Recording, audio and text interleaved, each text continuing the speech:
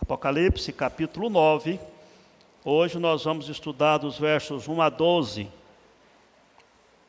Quero que você preste muita atenção nesse texto e no estudo que teremos, porque nós entramos hoje num dos textos mais difíceis do livro de Apocalipse. Na realidade, a parte central de Apocalipse é de difícil interpretação e entendimento. Mas vamos lá, vamos estudar o livro todo e quero desafiar você a prestar muita atenção. Já vou pedir para o nosso diácono de plantão desligar esse ar-condicionado, por gentileza.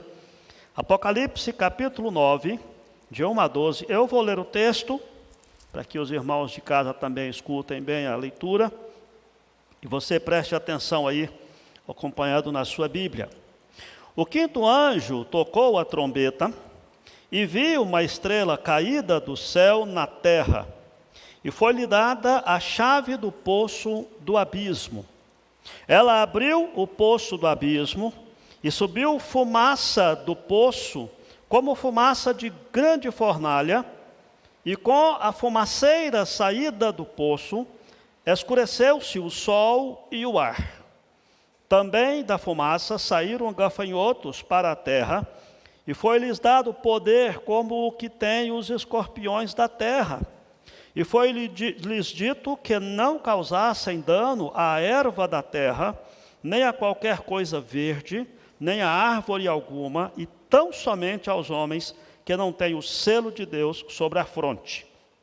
Foi-lhes também dado que não que os matassem, e sim que os atormentassem durante 5 meses. E o seu tormento era como tormento de escorpião quando fere alguém. Naqueles dias, os homens buscarão a morte e não a acharão. Também terão ardente desejo de morrer, mas a morte fugirá deles. O aspecto dos gafanhotos era semelhante a cavalos preparados para a peleja. Na sua cabeça havia como que coroas parecendo ouro, e o seu rosto era como rosto de homem. Tinham também cabelos, como cabelos de mulher, e os seus dentes, como dentes de leão. Tinham couraças, como couraças de ferro. O barulho que as suas asas faziam era como o barulho de carros de muitos cavalos, quando correm à peleja. Tinham ainda cauda, como escorpiões, e ferrão. Na cauda tinham poder para causar dano aos homens por 5 meses. E tinham sobre eles como seu rei o anjo do abismo, cujo nome em hebraico é Abaddon e em grego Apolion. O primeiro ai passou, eis que depois dessas coisas vem ainda 2 ais. Que Deus abençoe a leitura dessa palavra e explique e fale essa palavra ao nosso coração, conforme já oramos agora há pouco com as crianças. Vamos tentar aqui relembrar um pouco acerca do contexto de Apocalipse, de forma bem breve, para que você acompanhe o raciocínio. Apocalipse, como nós já vimos, é composto de 7 sessões paralelas, e você não deve estudar Apocalipse do capítulo 1 até o último capítulo como se fosse um texto corrido, porque você não vai conseguir compreender absolutamente nada. Porque a cada vez que termina uma dessas sessões, capítulo 1 a 3 e também de 4 a 7, de 8 a 11, cada vez que termina uma dessas sessões, ele começa a narrar de novo. Por isso é que lá no meio da segunda sessão, você percebe que ele está falando de alguma coisa que acontece, sendo que no final da sessão anterior ele tinha dito que acabou a terra, Deus já destruiu todas as coisas, já começou a eternidade. E aí de repente ele volta a história. Por isso é que nós precisamos olhar Apocalipse como essas sessões paralelas, que estão sempre voltando e contando a história de um outro ponto de vista, de uma outra perspectiva. Nós já vimos aí essas cartas às 7 igrejas, a primeira sessão, já vimos a segunda sessão, que foram os 7 selos, Os irmãos se lembram que foi o mais recente que estudamos. Estamos agora na terceira sessão, capítulos 8 até o capítulo 11. Nós aprendemos também, o próximo slide vai mostrar, que os 7 selos, que é da segunda sessão, e as 7 trombetas, que é da terceira sessão, narram os mesmos acontecimentos do ponto de vista diferentes. Os 7 selos é quando diz que João viu os anjos no céu, e de lá ele vê tudo aquilo que ele narrou, que nós já estudamos. As 7 trombetas, ele volta atrás, narra as mesmas coisas que acontecem entre o nascimento de Jesus e a segunda vinda, só que agora de um ponto de vista da criação. É os mesmos acontecimentos. E é preciso que a gente esteja lembrando disso sempre que estamos estudando Apocalipse, a fim de que nós possamos estar sempre voltando na história e vendo que ele começou novamente a trazer uma mesma explicação. Capítulo 8, o texto que nós estudamos, falamos das orações, dos santos, que está lá no capítulo 8, verso 1 a 6. E o último estudo nosso, nós estudamos sobre as primeiras 4 trombetas, dos versículos 7 até o verso 13, e aprendemos que essas 4 trombetas são episódios que acontecem na história da humanidade, onde Deus permite que sejam afetados, que fossem afetados toda a terra, toda a árvore verde, o mar, os peixes, embarcações, os rios, os córregos, o sol, a lua e as estrelas. Ou seja, momentos onde Deus permite que, por causa da rebelião dos homens, aconteçam coisas que interferem no nosso meio ambiente. Talvez possa pensar nisso, como nós estudamos, acerca do assunto das interferências que o homem mesmo provoca, e Deus permite que isso aconteça, bem como as interferências da própria natureza, coisas que são alheios à ação do homem, como terremotos, como maremotos e vários outros ações da natureza. Agora chegamos na 5ª trombeta. A 5ª trombeta continua a mesma história. E nesse caso é preciso que a gente esteja fazendo agora uma pausa para a gente começar a olhar essa 5ª trombeta do ponto de vista de Deus. Eu me lembro que num filme que passou há um tempo atrás, de Nicolas Cage, até coloquei uma fotografia dele aí para os irmãos se lembrarem, aqueles que assistiram. Era a história, essa é uma lenda do tesouro escondido, secreto, um negócio assim, E nesse filme, ele persegue um tesouro que está oculto lá nos Estados Unidos, e chega um momento em que ele consegue descobrir numa parede, um esconderijo numa parede, uns óculos, parece que feito por Benjamin Franklin, sei lá, eu sei que ele pega esses óculos e ele consegue depois pegar o documento original da Declaração de Independência dos Estados Unidos, coisa absurda, Mas ele pega aquela declaração e no verso da declaração, com esses óculos especiais, ele consegue, mexendo em diversas lentes coloridas, olhar uns hologramas e uns textos secretos na Declaração de Independência dos Estados Unidos, E quando a gente vê esse filme, essa arte que fizeram nesse filme, a gente olha que mais ou menos é o que a gente percebe no livro de Apocalipse. Nós precisamos aprender a ter os óculos certos para ver o que está por trás do texto. Nós precisamos estudar o texto olhando do ponto de vista de Deus, da intenção daquele que inspirou essa escritura sagrada.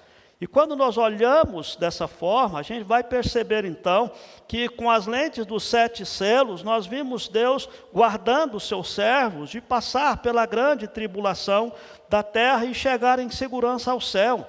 Depois vem então as lentes das 7 trombetas e nós vemos que os mesmos episódios, os mesmos exemplos, são julgamentos de Deus que declaram a vitória inevitável de Cristo. Depois, o próximo óculos que vamos estudar, ou as próximas lentes que vamos ver nos estudos futuros, que fala acerca das 7 taças da ira de Deus, nós vamos ver os mesmos acontecimentos, os mesmos julgamentos, mas que revelam, com essas lentes, revelam as punições julgadoras de Deus, que destroem as fortalezas humanas e os palácios desta época e toda a arrogância do ser humano. Então a história volta do nascimento de Jesus até a sua segunda vinda, depois volta novamente contando a mesma história, depois volta novamente contando a mesma história, de pontos de vistas diferentes. E à medida que a gente chega nesse Apocalipse capítulo 9, a 5ª e a 6ª trombeta, que é o que nós estamos estudando hoje, revelam horrores que às vezes enchem os crentes, os que estudam o Apocalipse, de desânimo, né? Porque essa 5ª trombeta diz que Deus convoca um exército de gafanhotos demoníacos, que parece mais uma cena de um filme de ficção científica com alienígenas espaciais, né? Essa imagem que se vê, que a gente tem aqui, e depois no próximo estudo da sexta trombeta, você vai perceber que são cavalos que cospem fogo, né? Com serpentes ardentes como caudas, e às vezes nós olhamos isso e tentamos imaginar isso, e a gente não consegue captar essas mensagens ou criar essa imagem, e nós precisamos entender que João está aqui descrevendo uma visão, usando uma linguagem que nos é comum, e na sua visão ele estava mostrando exatamente com o que estava aparecendo aquilo que Deus estava mostrando. Muitas pessoas não querem estudar Apocalipse ou desistem de estudar Apocalipse exatamente porque tentam olhar de forma literal uma coisa que é simbólica. Tentam compreender de forma literal alguma coisa que é poética. Como, por exemplo, aquela questão da visão do próprio Deus, de que saiu uma espada da sua boca e chamas nos seus olhos. Não é para se transmitir ou para se entender de forma literal esses textos. É preciso entender de forma simbólica, porque o livro de Apocalipse é um livro simbólico. E a realidade por trás dessas visões que João tem, que eles não pode passar despercebido, nós não podemos desistir de estudar, apenas porque para nós que somos muito literalistas, é muito difícil compreender essas visões. Por isso que nós precisamos aprender a ver de que João está, na verdade, recebendo uma revelação da dimensão espiritual que está por trás do nosso mundo, da dimensão espiritual que está por trás dos acontecimentos do nosso mundo. Quando nós olhamos dessa forma, nós vamos compreender que Deus está mostrando para nós o que está acontecendo hoje. Por que hoje? Porque é do espaço de tempo entre o nascimento de Jesus e a volta de Jesus. É o que está acontecendo. Porque nós passamos muito tempo simplesmente achando que o que está acontecendo na sociedade é porque tem que acontecer mesmo. Nós esquecemos de que tudo aquilo que a nossa sociedade está infringindo, tudo aquilo que a nossa sociedade está fazendo, não é apenas uma consequência natural da cultura, mas há uma força demoníaca por trás. Aquilo que você vê, que seus filhos estão sendo assediados na escola, aquilo que você tem visto no seu trabalho, aquilo que nós temos visto acontecer na nossa sociedade, irmãos, não é apenas uma consequência dos tempos que vivemos, mas é uma armação do inferno de rebeldia contra Deus. E às vezes nós esquecemos disso. É por isso que nós não podemos deixar de estudar esse texto e textos como esse, que mostram o que está por trás dos acontecimentos. Quando você olha essas visões que é assim tão difíceis, você fala, mas por quê? Aí você vai perceber que a razão de tudo o que está acontecendo é o pecado, é a idolatria, é a persistente rebelião da raça humana contra um Deus santo que está disposto e determinado a julgar o pecado, que não vai deixar passar batido ou não vai deixar barato a rebelião contra ele, que é a razão pela qual nós precisamos também proclamar o Evangelho. Então vamos olhar o texto, e para isso eu quero convidar você a inverter o texto, de uma forma estratégico, pensando na didática da compreensão, eu quero inverter os dois blocos do texto. Você vai perceber que começa um parágrafo no versículo 1, e você percebe que começa um parágrafo porque a primeira letra está em negrito, né? Então é uma dica que você tem para compreender melhor o texto. E o outro parágrafo começa no versículo 7, que também tem a primeira letra em negrito e conclui com o parágrafo, versículo 12, um terceiro parágrafo, apenas de uma frase. Mas por que eu quero inverter? Porque o segundo parágrafo fala acerca dos aspectos desse gafanhoto que João viu nessa visão. Depois nós voltamos lá atrás para entender o que é que Deus está querendo dizer com essa visão desses gafanhotos. Tá bom? Então vamos lá, a partir do verso 7, entender essa imagem, tanto quanto bizarra que parece para nós. Quero lembrar a você de que o nosso grande recurso para interpretar Apocalipse, como nós já vimos várias vezes antes, é o mesmo recurso que João e os leitores originais desse livro tinham, o Velho Testamento. Todas as imagens, todo o simbolismo que você tem em Apocalipse, eles vieram do Velho Testamento. Talvez seja por isso que para os leitores originais, para quem foi escrito esse livro, as pessoas que viviam lá no primeiro século, talvez eles não precisassem de tanta explicação como nós precisamos. Porque eles tinham esse background, esse pano de fundo para compreender aquilo que estava sendo dito. E aqui nós temos de novo essa mesma ideia de coisa do Velho Testamento que ele traz para cá, e aí ele vem mostrar acerca dessa praga, vamos assim dizer, de gafanhotos. Quando se fala em praga de gafanhoto, talvez eu tenho certeza que na sua mente vem aí imediatamente a imagem do quê? Do Egito, das pragas do Egito. É o acontecimento mais marcante que nós temos no Velho Testamento envolvendo uma praga de gafanhotos. Agora percebam, mesmo a praga de gafanhotos lá do Egito, veio ou foi colocada porque os gafanhotos eram a maior ameaça à vida humana no que diz respeito à praga natural que eles experimentavam naquela época, ou pelo menos uma das maiores. E aqui nesse texto ele está usando gafanhotos não no sentido literal. Volto a dizer e a lembrar a você de que não olhe esse texto como se fosse um gafanhoto que de fato tinha cara de gente, dente de leão, cabelo de mulher, né? E assim sucessivamente. Você não vai achar nunca o inseto com essas características, porque isso é um simbolismo. E o simbolismo é da ação de uma horda de demônios que interferem na vida humana. E a prova de que não eram gafanhotos literais é porque a ordem que eles receberam, que nós vamos estudar depois, é que eles recebem uma ordem de não consumir absolutamente nenhuma erva da terra. E os gafanhotos é exatamente isso que eles consomem.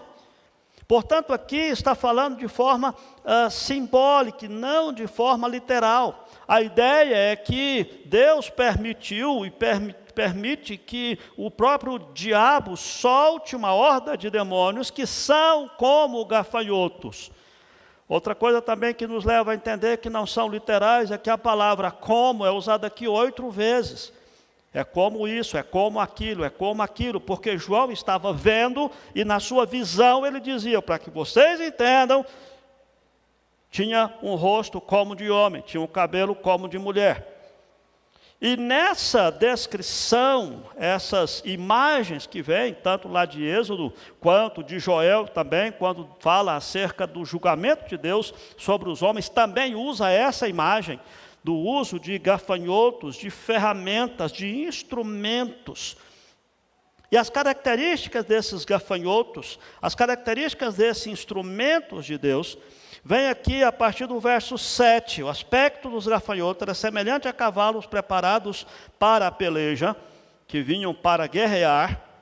Na sua cabeça havia como que coroas parecendo de ouro, dizendo que eram invencíveis, intrépidos, e o seu rosto era como rosto de homem, que demonstra a ideia de seres inteligentes e não apenas gafanhotos irracionais, mas a ideia da astúcia que está presente. No verso 8, fala acerca que eles tinham cabelos como cabelos de mulher, que sugere poderes sedutores. E aí vem aquela imagem de que jamais os demônios se manifestam como eles são, mas sim como sedutores, com boas imagens. Os dentes como os de leão, para demonstrar a ferocidade dos ataques do inimigo. E daqui a pouco queremos voltar nisso. No verso 9, fala acerca de couraças de ferro. Ele diz como couraças de ferro, demonstrando exatamente a invulnerabilidade e o som das suas asas, retratando a velocidade do seu ataque. No verso 10, diz que eles tinham cauda como de escorpiões para ferir, e depois ele diz que não era para matar, é só para atormentar, né? E também diz de que eles tinham poder para causar danos aos homens por 5 meses. Mas por que por 5 meses, queridos? Porque por 5 meses, 5 meses é o tempo de vida do gafanhoto, desde o seu nascimento até a sua morte natural. E a ideia é, o tempo que um gafanhoto vive, ele vive para atormentar. E a ideia é de que essas forças malignas que aqui estão sendo usadas por Deus, vieram também com esse propósito para que enquanto estivessem agindo, fosse apenas para atormentar. E depois no verso 11 fala sobre o seu rei, o anjo do abismo, cujo nome hebraico é Abaddon e em grego Apolion, que quer dizer, ambas as palavras querem dizer destruidor. Por isso João vê esses gafanhotos, essa multidão de gafanhotos, essa nuvem de gafanhotos que foi libertado por Deus. Agora vamos voltar lá no texto, que a gente já viu essas características desses gafanhotos demoníacos que João está mostrando aqui, para a gente pensar um pouquinho aqui acerca do limite ou da ação do poder do diabo sobre a vida dos homens. E é sobre isso que quero meditar com você aí no capítulo 9, a partir do verso 1 até o verso 6. O poder da ação ou de ação do diabo.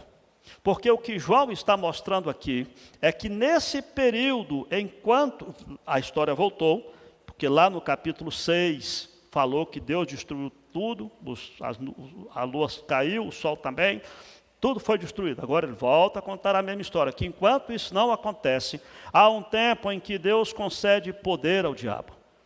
E ele diz aqui que o 5º anjo, quando toca a trombeta, João viu uma estrela caída do céu na terra. Ele não viu uma estrela caindo, ele viu uma estrela caída, uma estrela que caiu do céu. Também não era uma estrela, simplesmente um elemento cósmico, porque a essa estrela foi dada uma chave do poço do abismo. E aí talvez a gente comece a entender agora de que por que a gente vive no mundo onde, sabendo que Deus é Senhor, sabendo que Deus é soberano, por que o diabo tem tanta influência, por que acontece tanta coisa ruim na terra, por que os demônios atormentam a humanidade, por que na realidade Deus não toma uma providência e lança de fato o diabo no poço do abismo de forma final e definitiva? E a resposta é porque Deus tem o tempo certo de fazer isso. E enquanto não chega esse tempo certo, Deus usa as próprias hostes espirituais do mal como instrumento nas mãos dele, instrumento de julgamento dos homens rebeldes e contumazes em viver longe de Deus. Lembrem-se que nós já estudamos antes, nenhuma sociedade, por mais que ela não possa ser demonizada, entre aspas, possa ser uma sociedade que não crê nem em Deus, nem no diabo, uma sociedade completamente que seja ateia, nenhuma sociedade passará impune do julgamento de Deus, porque estão tentando viver sem Deus. Essa estrela caída, e aí vem então essa questão do poder da ação do diabo, nós aprendemos primeiro que é um poder autorizado por Deus, é Deus quem concede esse poder. Diz aqui que foi Deus que promoveu a essa que fosse lhe dada a chave do poço do abismo, e o diabo Satanás abriu o poço do abismo, e subiu fumaça do poço, como fumaça de grande fornalha, e com a fumaceira saída do poço, escureceu-se o sol e o ar. A descrição que nós temos aqui da estrela caída, ela vem não só de Isaías, se referindo a Satanás, mas vem também do próprio Jesus. Quando estavam os discípulos expulsando demônios, ele diz: eu vi Satanás sendo expulso dos céus e caindo. É preciso que a gente entenda isso, de que essa descrição do poder de Satanás não é um poder que ele tem em si mesmo, mas é um poder dado por Deus. Ele fala: mas pastor, não é possível, como é que Deus dá um poder assim para Satanás? Porquanto Deus tem um projeto e um plano que Ele mesmo estabeleceu na eternidade. E os inimigos de Deus são usados também como instrumento nas mãos de Deus. Aqui diz que foi dado a ele essa chave do poço do abismo, e desse poço do abismo é que saíram todas essas tormentas, vamos dizer assim. Você se lembra quando Jesus tem aquele encontro com o endemoniado Gerazeno, Lucas capítulo 8, e Jesus então tem encontro com aquele endemoniado, e Jesus repreende aqueles demônios, e é no plural, porque Jesus pergunta qual é o nome, ele diz legião, porque somos muitos. E quando Jesus então vai determinar acerca do destino daquela legião de demônios, eles clamam. E o clamor deles, lá em Lucas capítulo 8, é exatamente que Jesus não os enviasse para o abismo. Lucas capítulo 8, verso 31, e rogava-lhes que não os mandasse sair para o abismo, porque o abismo é descrito, no caso, em outros locais, como sendo o Hades ou o inferno, como lugar de tormento de Satanás e seus demônios, e não necessariamente como lugar onde Satanás reina, a imagem que se tem de Satanás é o rei do inferno, etc. Não, o inferno é um lugar de condenação eterna também do próprio Satanás e dos seus demônios. Portanto, quando é dada essa estrela que foi caída do céu na terra, essa autoridade, essa chave para abrir o abismo, é porque Deus está usando isso no decorrer da história como forma, como instrumento de julgamento sobre a humanidade pecadora, sobre a humanidade rebelde contra Deus. É Deus quem dá essa autoridade. Talvez eu pudesse aqui até relembrar com os irmãos, apesar de que é um contexto muito diferente, mas o princípio é o mesmo, da história de Jó. Vocês se lembram da história de Jó? Foi Deus que permitiu, foi Deus que deu permissão e autorização para que Satanás peneirasse a Jó. Do contrário, não teria peneirado. E talvez você possa dizer: mas pastor, como é que Deus permite que Satanás venha de fato atormentar os seus servos? E eu volto a lembrar a história de Jó. Porque Deus tem um propósito de ser glorificado em todas essas situações, e não só dele ser glorificado, mas também de nos abençoar e nos edificar através disso. Lembrem-se que no começo do livro de Jó, Jó é identificado como homem íntegro, reto, temente a Deus e que se desviava do mal. O homem que oferecia sacrifício pelos seus filhos, sem nem saber se seus filhos tinham cometido pecado, ele ainda assim orava e sacrificava por seus filhos. Entretanto, depois que ele passa por toda essa experiência sendo peneirado por Satanás, capítulo 42, ele diz assim: eu te conhecia só de ouvir, mas agora os meus olhos te veem.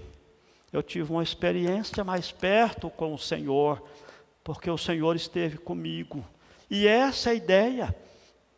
O diabo não tem aquele poder, amados, como às vezes nós imaginamos, né? Aquela filosofia oriental de que o mal e o bem são duas forças opostas e iguais. Não, queridos. O diabo só tem poder que Deus atribui a ele com propósitos bem definidos. E é o que nós estamos vendo aqui nesse texto. A segunda lição que nós aprendemos acerca da ação do diabo e seus demônios, né, é que esse poder de ação, ele não é apenas autorizado por Deus, mas é concedido pelo próprio Deus. Como ele diz no verso 3, e foi-lhes, também da fumaça saíram gafanhotos para a terra, e foi-lhes dado poder, como o que tem os escorpiões da terra. É como se João estivesse vendo que a porta do inferno abriu e saiu de lá uma horda de demônios que ele entendeu, ele viu como se fossem gafanhotos. É a comparação maior que teve para mostrar acerca não apenas da quantidade, da ferocidade daquilo que estava acontecendo, mas também para mostrar a questão de que, de alguma forma, identificar com algo que o povo pudesse, nós no caso, pudéssemos considerar como sendo uma praga incontrolável, que é o caso desses enxames de gafanhotos, que pode escurecer o próprio céu. Nisso nós temos até exemplos contemporâneos, né, vez por outra, de enxames de gafanhotos que assolam principalmente a África. Agora, recentemente, há alguns anos, tivemos uma grande nuvem de gafanhotos que rodou a América do Sul até as fronteiras do Brasil e que causou uma grande preocupação, porque onde um enxame de gafanhotos chega, da lavoura não sobra absolutamente nada. Consomem tudo. É essa comparação desse enxame das forças que saem do inferno que João está mostrando aqui. É aquela ideia sintetizada, simplificada da palavra de Jesus, quando diz que o ladrão vem para roubar, matar e destruir. Preste atenção, queridos. O diabo nunca fica satisfeito em apenas atormentar. Ele quer matar, roubar e destruir. Toda vez que alguém permite, toda vez que alguém é assolado pelo inimigo e abre a guarda, o diabo entra na vida e acaba com tudo. E talvez eu nem precise relembrar aqui exemplos que eu sei que cada um de vocês conhecem, pessoas que já passaram por situações assim. Ou talvez até você mesmo já foi peneirado pelo diabo ao ter dado brecha, quem sabe até mesmo antes de ter conhecido a Jesus. E quando nós olhamos esse mundo com as lentes da quinta trombeta, nós vemos esse tipo de ataque espiritual acontecendo. Volto a lembrar os irmãos do verso 4. E foi-lhes dito que não causassem dano à erva da terra, nem a qualquer coisa verde, nem a árvore alguma, então somente aos homens que não têm o selo de Deus sobre a fronte. Ora, para que Deus enviaria uma praga de gafanhotos que não fosse para consumir toda a vegetação, que é o que gafanhoto faz, porque aqui não é um gafanhoto literal. E nesse caso, essa descrição aqui mostra também, queridos, que esse ataque é um julgamento de Deus, é Deus quem está enviando, Deus é quem está permitindo que venham sobre aqueles que se rebelam contra eles, que adoram ídolos, que vivem como se Deus não existisse, que fazem guerra contra os valores de Deus, contra os propósitos de Deus, aqueles que amam as trevas, aqueles que conhecem a verdade, mas rejeitam de forma aberta, aqueles que voluntariamente e de forma explícita servem ao maligno, aqueles que atacam as pessoas a quem Deus ama. A essas pessoas o próprio Deus abandonou e entregou às suas próprias paixões pecaminosas. Quando é que nós aprendemos isso? Lembram-se? Quando estudamos Romanos capítulo 1. Quando diz que os homens naquela situação de pecado, Deus simplesmente os abandonou. E naquela época nós aprendemos de que Deus não precisa pesar a mão sobre ninguém para punir. Basta Deus não fazer nada. E nós já estamos numa grande dificuldade. Basta Deus não interferir na nossa vida. Basta Deus tirar de sobre nós o guarda-chuva da sua graça, e nós já estamos à mercê do inimigo. Observe, irmãos, de que as hordas de Satanás trabalham em toda a terra hoje. Não é que vai chegar um dia que vai trabalhar, não, já está trabalhando hoje. Já está destruindo a vida das pessoas. Já está o Satanás incitando a cometer crimes terríveis.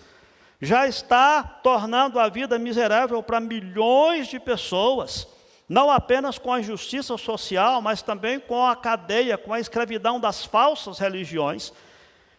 Talvez, se você viajar, ou se você olhar na internet ou na televisão, por exemplo, algumas regiões do nosso mundo, onde nós vemos o crescimento do hinduísmo e várias outras religiões animistas, você vai perceber que as pessoas vivem numa escravidão terrível.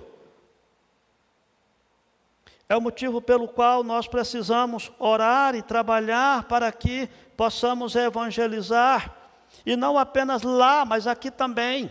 Nós vemos o diabo trabalhando na própria realidade do nosso próprio país, com a promiscuidade sexual, que tem banalizado o casamento, que tem banalizado aquilo que Deus criou. É a ação do diabo e seus anjos, queridos. A proliferação e desenvolvimento da pornografia é a ação do inimigo.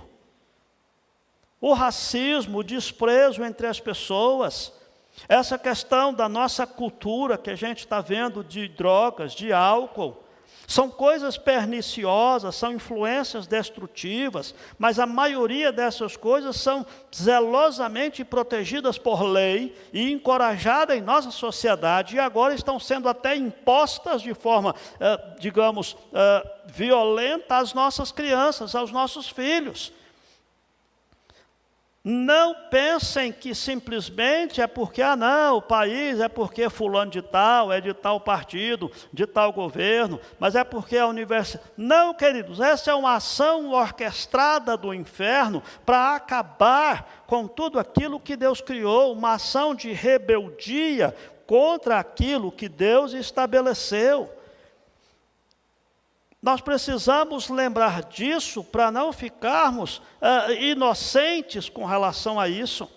Aquilo que nós temos visto do humanismo secular, do materialismo, do hedonismo, do egocentrismo, isso tudo, irmãos, são ações dos poderes malignos que afligem grande parcela da nossa população com tormento espiritual, com aflição emocional, e atingem até mesmo o povo de Deus se nós não vigiarmos. Nós também podemos adotar esse tipo de postura daquilo que o diabo tem feito na nossa cultura, porque nós estamos inseridos na nossa cultura. Daí a necessidade de nós entendermos o que de fato está acontecendo na nossa sociedade, para não sermos iludidos. Como a palavra de Deus, de forma muito intensa, fala: vede que ninguém vos engane, fiquem atentos, saiba que há uma força espiritual por trás de toda essa calamidade, tristeza e tragédia que tem acontecido no nosso próprio país e no mundo todo, queridos. Uma força espiritual do mal contra a qual nós lutamos, que Paulo explica lá em Efésios capítulo 6.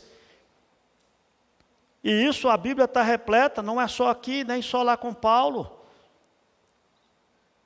Hoje mesmo, pela manhã, no texto que nós lemos na escola dominical aqui, de 2 Pedro, falava exatamente isso. Então, nós precisamos estar atentos com relação a essa ação do inimigo que Deus permitiu que venha sobre essa terra como julgamento sobre a humanidade. Aí você está dizendo: mas pastor, se Deus permitiu, e se está acontecendo, então vai acontecer, ué. Deus permitiu, está acontecendo, Deus deu poder, quem sou eu para lutar contra? Aí nós aprendemos aqui um pouco a terceira lição desses versículos. É que o poder do raio de ação do diabo, ele é autorizado por Deus, ele é concedido por Deus, mas ele é também limitado por Deus. Nós precisamos entender. Deus continua no controle, queridos. Não é que as coisas, Deus passou o poder para as hordas demoníacas e agora Deus não faz nada. Não, é limitado. Primeiro, quanto à extensão. Porque a ordem que foi dada aqui é exatamente que eles estariam afetando tão somente os homens que não têm o selo de Deus sobre a fronte. Apenas os ímpios é que estão submetidos a essa ação tão intensa do diabo. É óbvio que eu tenho que lembrar a você que nós precisamos estar atento àquela palavra verde, que ninguém vos engane, de que o diabo ele é um anjo que tenta enganar, se possível, os eleitos de Deus, porque ele se disfarça de ministro de justiça.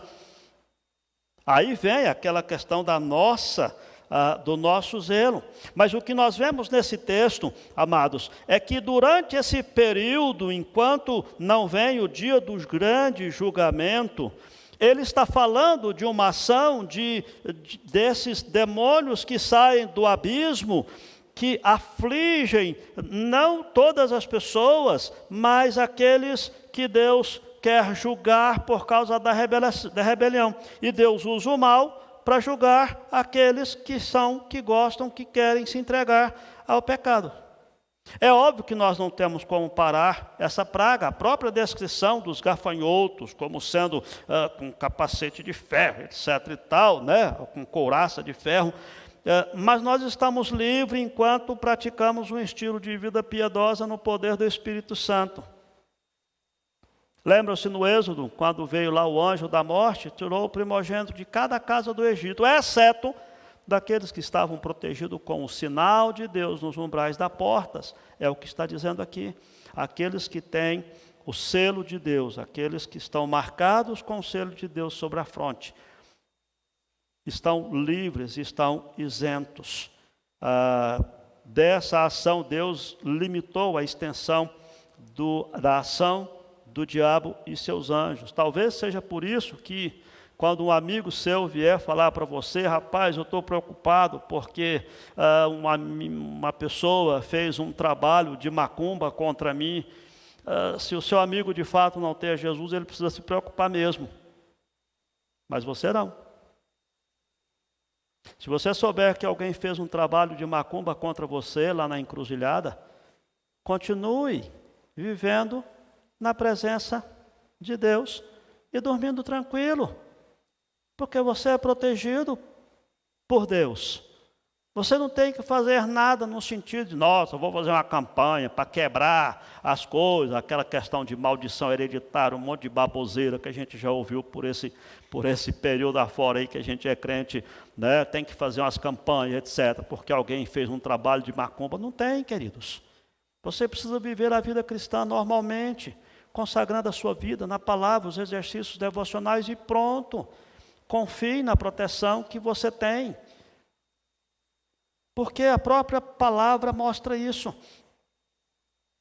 Outra coisa, a limitação que Deus dá também é quanto à intensidade. Vejam que o diabo não mata diretamente. Os demônios, que aqui comparados com uma horda de gafanhotos, eles não matam diretamente, mas torna a vida uma miséria tão grande que as pessoas anseiam por morrer e até a própria morte foge delas. Você quer um exemplo disso? Eu ia falar para você lá em São Paulo, na Cracolândia, mas talvez você possa aqui em Goiânia mesmo, em alguns lugares. Até essa semana passada, um amigo falou, rapaz, eu passei na Praça Joaquim Lúcio, lá em Campinas, à noite, e descobri que lá está hoje uma grande aglomeração de venda de drogas. Não sei se é verdade, porque a pessoa falou isso, eu não passei por lá. Mas há sim lugares onde as pessoas estão acabando com as suas próprias vidas, onde as pessoas estão sendo atormentadas pelo diabo, e não tem saída, não encontram solução, às vezes até querem tirar a própria vida, porque a vida perdeu a graça. O diabo tirou tudo que a pessoa tinha, e são vários os testemunhos que a gente vê. Imagina aí nos países onde tem aí milhões de pessoas vivendo em aglomerados, escravizados por falsa religião, onde o diabo literalmente coloca cabresto na sociedade, em todas as pessoas. É essa ação do diabo, mas é uma limitada quanto à intensidade. E, por último, diz também que Deus limitou quanto ao tempo. A ideia lá, que ele está falando, acerca dos 5 meses, que é o período de vida de um gafanhoto, a ideia é de que há um tempo estabelecido. Não é que isso aqui vai acontecer só durante 5 meses, em determinada época, quando acontecer, não sei o que lá, da grande tribulação, do Armagedon, não sei o que lá, e vai ter 5 meses que vai ter gafanhotos desse jeito na terra, etc. e tal. De forma alguma, isso não é compatível com o restante do próprio Apocalipse. A ideia é, de fato, de que Deus limitou o tempo, é que haverá um tempo em que essa tormenta que a nossa sociedade vive, que as pessoas vivem, ela será definitivamente encerrada esse período. Tem um tempo estabelecido, porque Deus estabeleceu um tempo onde finalmente chegará o grande dia da ira do Cordeiro. Nós já estudamos sobre isso. Como eu disse, a história se repete nessas sessões paralelas. Mas enquanto isso não chega, o diabo está aí, cirandando, com um poder, o diabo e seus anjos, com um poder que o próprio Deus concedeu, a fim de julgar essa humanidade perdida, na qual nós estamos inseridos.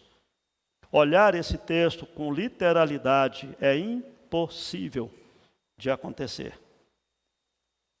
E também não é essa a intenção do texto, pelo que nós aprendemos do livro de Apocalipse todo. Mas é de mostrar que enquanto não vem o grande dia da ira do Cordeiro, o dia do julgamento final, Deus concedeu ao diabo essa liberdade, esse poder de influenciar as pessoas, de atormentar as pessoas, de acabar com as pessoas, como instrumento nas mãos do próprio Deus, para mostrar que não existe um paraíso sem Deus, não existe felicidade à parte de Deus, e não existe um meio termo, porque aqueles que saem de debaixo da graça de Deus, eles estão automaticamente à disposição das ações do maligno. Porque Deus mesmo deu esse poder às ações do maligno. Lembra daquela ilustração que a gente usa, de que às vezes o diabo e seus anjos é como o cachorro amarrado, numa corrente, e cuja corrente está preso no arame esticado. O cachorro corre para lá e para cá, vai até onde a corrente estica. Qualquer pessoa que entrar nesse raio de ação está disponível para ser machucado e agredido pelo cachorro. Mas aqueles que saem desse raio de ação, eles ficam livres mesmo tendo um cachorro feroz ali por perto. Mas ele está amarrado. Mas enquanto a pessoa se coloca dentro do raio de ação do diabo e seus anjos, vai acontecer tragédias e mais tragédias, conforme a gente tem visto. Quais as explicações que quero deixar aqui? Eu quero deixar para concluir esse texto no próximo estudo, quando fala da sexta trombeta dos cavalos e cavaleiros, que é similar a isso daqui. Mas queria trazer algumas aplicações para você, porque pode ser que você não esteja aqui no próximo estudo. 3 aplicações. A primeira delas é que, por causa da idolatria e pecado, o nosso mundo é julgado por Deus com tormentos espirituais e destruição. Essas pragas, elas se originam no abismo, onde os demônios habitam, e elas assolam toda a humanidade sem Deus, de forma insistente e persistente. Percebam, amados, que quando uma sociedade se afasta de Deus e rejeita a Deus, Deus responde julgando essa idolatria com as forças espirituais do tormento do mal.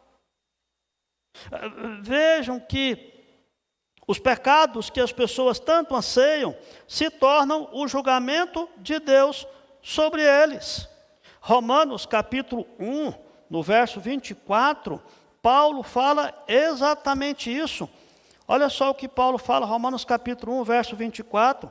Por isso, Deus entregou tais homens à imundícia pela concupiscência do seu próprio coração, para desonrar o seu corpo em princípio, pois eles mudaram a verdade de Deus em mentira. No verso 26, por causa disso, os entregou Deus a paixões infames. Verso 28, e por haverem desprezado o conhecimento de Deus, o próprio Deus os entregou a uma disposição mental reprovável, para praticarem coisas inconvenientes. A palavra é clara quanto a isso. A pior coisa que Deus pode fazer para alguém que é rebelde contra Ele é deixar essa pessoa entregue a si mesma. E esse julgamento que Deus traz e a gente põe aqui agora esses óculos, diga, essas lentes das visões desse capítulo, irmãos, a gente vê que o nosso mundo é dominado por poderes malignos, que atormentam, que trazem misérias, que destroem totalmente, não como uma força autônoma, que Deus perdeu o controle, pelo contrário, é como um instrumento nas mãos de Deus, que Deus dá autoridade para o demônio, para o diabo e seus anjos, para que eles possam tomar conta daqueles que querem se afastar de Deus. Qualquer pessoa que se afasta de Deus, automaticamente está entrando no raio de ação do diabo. Não há um caminho, não há um lugar neutro. Não é uma questão, vou ficar em cima do muro. Não. Lembra daquela historiazinha, aquela piada que contei para os irmãos alguns estudos atrás, de algum camarada estava no muro que separa o céu e o inferno, e aí o camarada lá falou para os anjos que estavam do lado do céu: escuta, eu quero que vocês decidam para onde que eu vou, né? Eu estou aqui em dúvida. E o diabo trouxe lá alguns advogados para advogar a causa, para ele entrar para o lado do inferno, e os anjos não fizeram nada. E ele disse: vocês não vão fazer nada? Eu estou em cima do muro. Ele disse: não, o muro é do capeta. Se você está aí, você já está no lado dele. E é preciso que a gente entenda isso, irmãos. Deus julga esse mundo com tormentos espirituais e destruição dos homens maus, aqueles que detêm a verdade pela injustiça. Segunda aplicação que a gente lembra e aplica desse texto é que, por mais que sejam temerosos esses julgamentos, nós não devemos ter medo deles. Essa passagem está cheia de sinais da completa soberania de Deus sobre essas pragas e tormentos. Não é que Deus perdeu o controle e um dia Jesus vai voltar para poder tomar o controle de novo. Não, Deus continua no controle. Deus continua restringindo as ações do diabo e seus demônios. Essa descrição que nós temos aqui é que esse poder do diabo e seus anjos é para aqueles que não têm o selo de Deus sobre as suas testas, a ação do Espírito Santo, que nós já vemos em outros textos. Eu sei, amados, que muitos crentes são afligidos por causa das suas vidas pecaminosas antes de vir a Cristo. Pessoas que tiveram muita promiscuidade sexual, racismo, egoísmo, pessoas que tiveram a vida desregrada, às vezes têm sim cicatrizes que o pecado deixou na sua vida. Às vezes ele entra na vida cristã com alguns hábitos que veio da sua influência antes de ser cristão. E isso não é novidade, nós todos sabemos disso. Quando nós fomos convertidos, nós passamos a iniciar um processo de santificação. E isso não faz com que automaticamente a gente perca a nossa natureza humana decaída. Paulo explica isso em 1 Coríntios capítulo 6, quando ele fala sobre essa questão. 1 Coríntios 6, a partir do verso 9, ele diz assim: ou não sabeis que injustos não herdarão o reino de Deus? Não vos enganeis, nem impuro, nem idólatras, nem adúlteros, nem efeminados, nem sodomitas, nem ladrões, nem avarentos, nem bêbados, nem maldizentes, nem roubadores herdarão o reino de Deus. Aí ele diz no verso 11: tais fostes alguns de vós, mas vós vos lavastes, mas fostes santificados, mas fostes justificados no nome do Senhor Jesus e no Espírito do nosso Deus. Percebam que não é o fato de alguém ser um beberrão ou um ladrão que não tem possibilidade de salvação. Mas essas pessoas com essas características não herdarão o reino de Deus, mas Deus salva. E nós precisamos lembrar de que algumas dos nossos defeitos que trouxemos, que herdamos da nossa vida pregressa antes de ser alcançados pela graça de Deus, pode sim nos atormentar e ser uma fraqueza do nosso coração contra a qual nós temos que lutar constantemente, que é o processo de santificação. E por último, o propósito desses julgamentos é despertar os pecadores para a sua necessidade de se arrepender e retornar a Deus através da fé em Cristo Jesus. Adorar os ídolos desse mundo, seja o dinheiro, seja o prazer, seja o poder, seja o sexo, seja qualquer coisa que você esteja colocando, que está na sua cabeça como prioridade absoluta, é estar a serviço dos demônios e é receber os tormentos reservados em julgamento para este mundo. Deus pretende que através da miséria na vida do pecado, você perceba a sua necessidade de ser perdoado. É uma coisa assim, até mesmo interessante a ideia de que o nosso pecado se torna o nosso maior algoz. E aqui a proposta que Deus oferece é que o perdão dos pecados e a libertação do poder do pecado é um presente que Deus dá. Não é algo que se conquista com as próprias forças, mas é crendo na graça de Deus em Cristo Jesus. Talvez eu possa até concluir aqui, lembrando o texto de Lucas capítulo 8, que já citei, daquele endemoniado gadareno, que quando Jesus fala e os demônios dizem, não manda a gente para o abismo, e de repente diz a palavra que Jesus permitiu que aqueles demônios entrassem numa manada de porcos e saísse daquele homem que estava endemoniado. E diz a palavra que o povo saiu para ver o que se passaram e foram ter com Jesus. Verso 35 de Lucas 8. De fato, acharam o homem de quem saíram os demônios, vestido em perfeito juízo, assentado aos pés de Jesus. Esse homem, conforme diz a palavra, ele vivia possesso de demônios, ele não se vestia, ele não habitava em casa alguma, vivia nos sepulcros, e agora ele estava numa situação muito diferente, que é uma expressão daquilo que Deus fez com a minha vida, que Deus fez com a sua vida, e que Deus pode fazer na vida de qualquer outro que porventura esteja vivendo longe da graça de Deus. Talvez o seu coração já se desesperou por causa das suas lutas, da sua corrupção, dos tormentos do seu pecado, daquilo que está acontecendo. Talvez até você perceba que você está sendo alvo das forças celestiais do mal, das forças espirituais do mal. Mas está na hora de você se lembrar de que Deus promove essa ação de te libertar dessas forças. Deus te dá a proteção que você precisa. É por isso que você precisa se render aos pés de Jesus. É por isso que você precisa se render à graça de Deus. Porque é só essa sua aproximação de Deus. É só essa sua confiança de ter o Espírito Santo, o selo de Deus na sua vida. É que você poderá dormir tranquilo. Olá, que bom ter você por aqui. E aí, gostou do vídeo? Então não se esqueça de se inscrever no nosso canal, ativar o sininho para receber as notificações dos outros vídeos que virão, curtir esse vídeo e principalmente, é claro, compartilhar ele com as pessoas que você ama, para que elas também sejam edificadas e abençoadas por essa mensagem. Nos siga também nas outras redes sociais que estão aparecendo aí na sua tela, para você poder acompanhar melhor os nossos horários e as nossas programações. Tá bom? Que Deus abençoe sua vida e até o próximo vídeo.